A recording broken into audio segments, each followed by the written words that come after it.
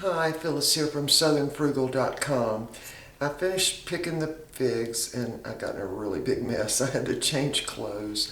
But anyway, I wanted to talk to you a little bit about the fig itself.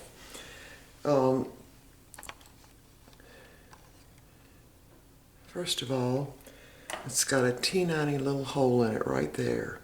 And there's a specialized little wasp that fertilizes the figs, and he crawls right in that little hole right there and fertilizes the figs. Now, the fig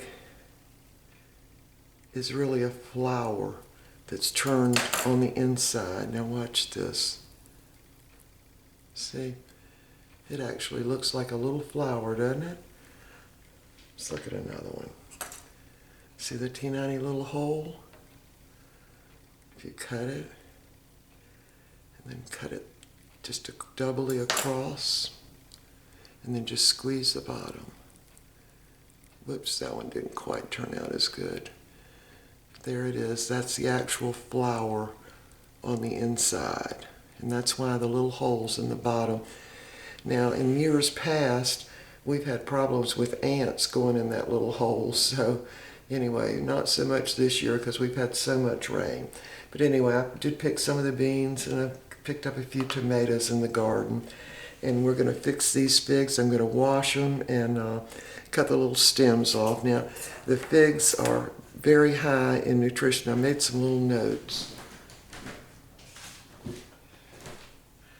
Okay, of course, they're an excellent source of vitamins and minerals, and they're very rich in antioxidants. And the antioxidants, of course, get rid of the free radicals that you want to get rid of, but they're very high in calcium, potassium, copper, manganese, iron, selenium, and zinc. And of course, when you dry them, or really, I'm dehydrating them and sort of cooking them at the same time in the oven, so you really get all this concentrated. Also, when you fix them like I'm going to fix them, they get really sweet, and in my opinion, much better. So anyway, we'll see in just a second. All right, we have got our figs all stemmed and washed in the sink. Now, I didn't wash them a whole lot, so we're ready to put them down in boiling water now. Now, I mentioned to you that the flower is actually inside the fig. That's what the fig is. And I wanted to show you what I was talking about. That's like a flower. And here's one that's split. See? Look at that. It looks just like a flower, doesn't it? Anyway, I'm going to go ahead and put these in water I've already got boiling, and I'm going to let them boil for about 5 minutes. And the reason I'm doing that is because any little mildew or whatever that's on the outside of the fig, I want that like good and gone. And really the only way to do it is just to put them down in boiling water. Now, even though they've already been washed, I still put them in boiling water. And then I'm going to show you how I really dehydrate them and sort of cook them at the same time. Now, remember, I'm fixing these so that I can fix fig Newtons. I'm going to do some today, and then I'm going to freeze some of these so that I can make fig Newtons later on. Now, I really, based on the amount of figs we get, we really only have fig Newtons about 4 times a year. But you can buy fig Newtons, not fig Newtons, but actual dried figs in the store. I think a lot of them come from the Middle East, and you can make fig Newtons with them that way, and a lot of other recipes really.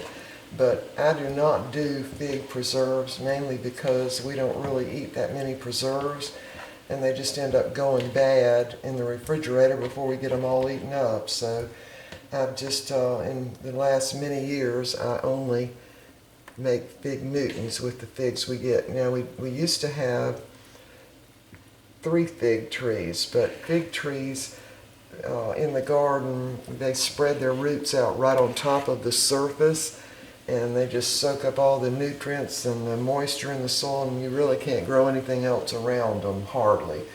So the only fig tree we left was the one that's beside the compost bins. And of course this fig tree really seems to like it there, and it certainly produced a lot this year. But the main reason for that was because of all the rain. So anyway, I'm going to let these come back to a boil and boil them for about 5 minutes, and then we'll be back.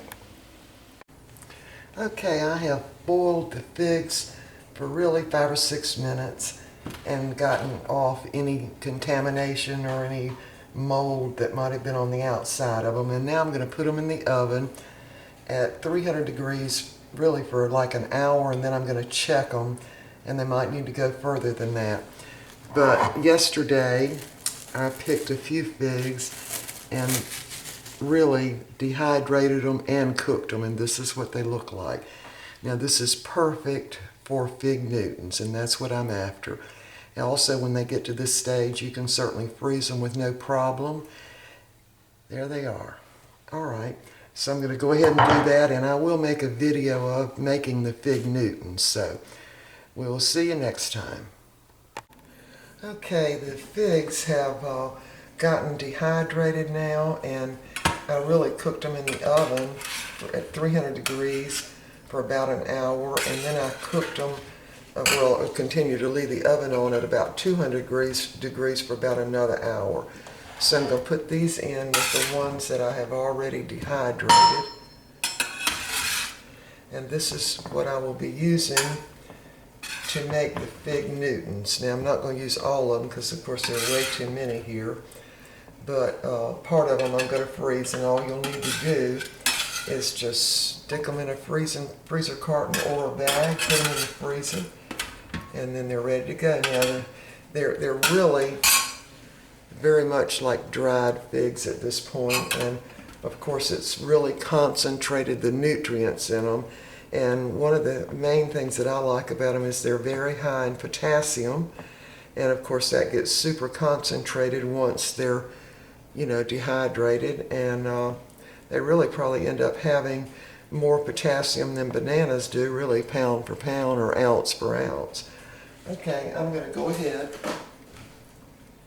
and I'm going to freeze part of these, and part of them I'm going to save out for the fig Newtons. All right, that's how you freeze figs. We'll see you next time.